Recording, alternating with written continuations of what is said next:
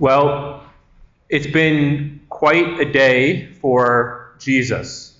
The gospel we just heard is actually a continuation from the gospel last Sunday, right? We know the gospel we heard last Sunday. Jesus heard about the death of his friend John the Baptist, and then he went up the mountain to go pray, saw the people who were sick, decided to cure them, and then we had the feeding of 5,000.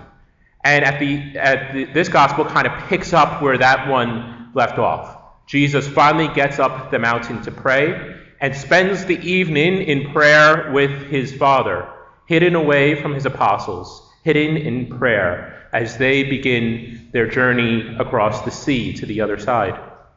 And as we heard, the apostles quickly find themselves in a little bit of trouble. They find themselves caught in the wind, being tossed about by the seas and the waves. And for just a moment, Jesus is nowhere to be found. And you could imagine what the apostles must have been feeling at that moment. Oh, great, this Lord that we just encountered with the feeding of 5,000, where is he? Where is he for us? It was great that he cured the sick and fed those 5,000 people, but where is he for us in this moment? But then came the fourth watch of the night, which translates into roughly somewhere between 3 and 6 a.m. In the morning. So Jesus was spending quite a bit of time in prayer, and this journey across the sea was quite lengthy. And then Jesus appears. He appears to his apostles as he walks on water. And the immediate reaction of them is to panic, believing that they are seeing a ghost. You can almost picture the scene in your mind. If you have watched The Chosen, you have also seen, the scene probably stands out to you a little bit from that episode. But then there's Peter. There's Peter who comes and asks Jesus, "Let me come to you." And Jesus invites him. Jesus invites Peter to come out onto the water. And for a moment, Peter gets to share in Christ's miracle. Just as Jesus is walking on water, Peter too begins to walk on water because of his faith in Christ. Because of his faith, he gets to share in his divine life.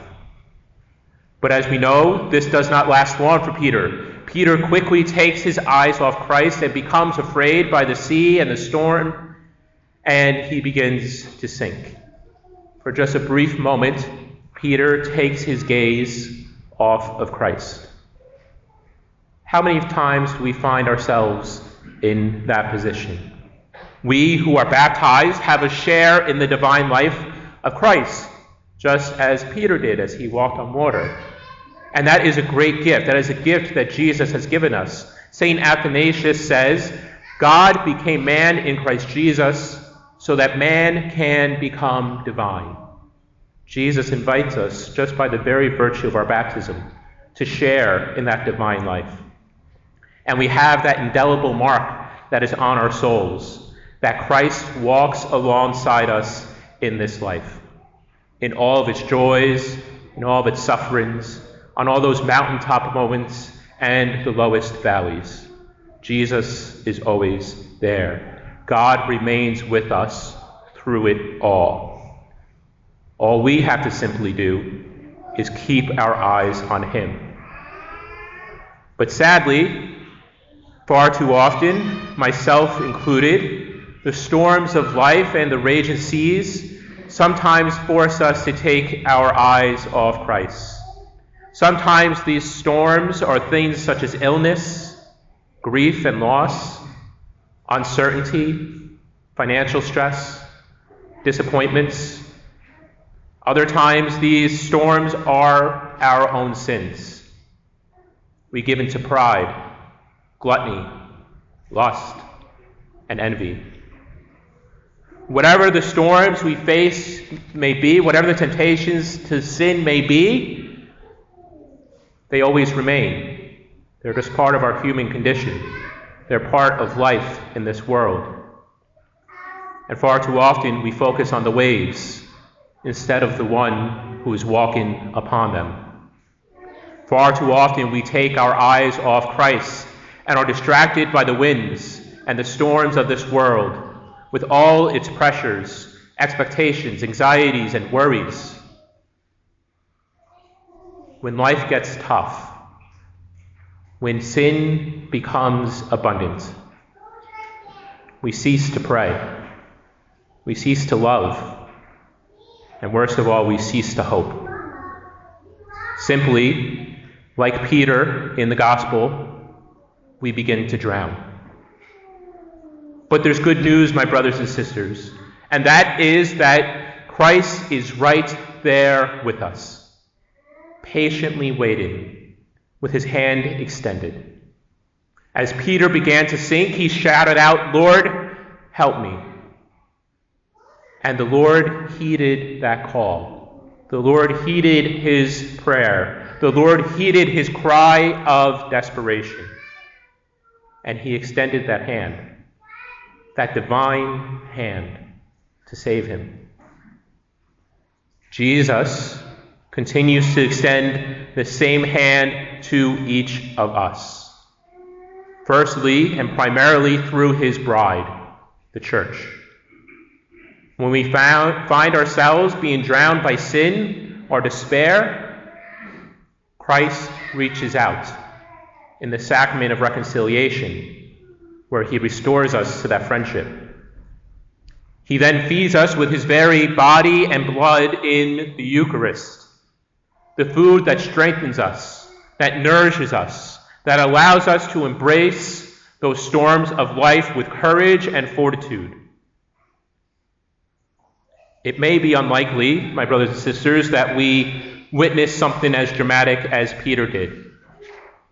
We may never see Jesus walk across the Hudson River or Sylvan Lake, but we come to Mass. We come to church, and we kneel in silent prayer before his very presence.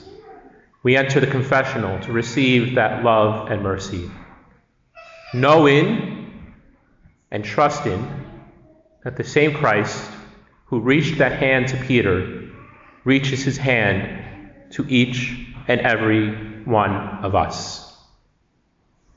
Yes, it may seem less dramatic, but it is no less real. It is there. And the same was true for Elijah, as we heard in today's first reading. Elijah had expected God to appear in a dramatic fashion, in the wind, in the fire, and the earthquake. But God was not there. God hid his voice in a silent whisper, just as he hides his divine presence under the humble appearance of bread and wine, which both become his body, his blood. And so, my brothers and sisters, let us not look for that loud booming voice. Let us continue to listen to that gentle whisper of the Lord's presence. His presence here in the Blessed Sacrament, his presence and his work in each of our hearts. That whisper that calls us out upon the waters amid the storms of life. That hiddenness of God's presence in the sacramental signs of the church. Let us trust his hidden presence in prayer, the sacraments, and his church. If we do that, my brothers and sisters, when we should begin to sink, let us have the faith of Peter and reach out for that divine hand that seeks to save us.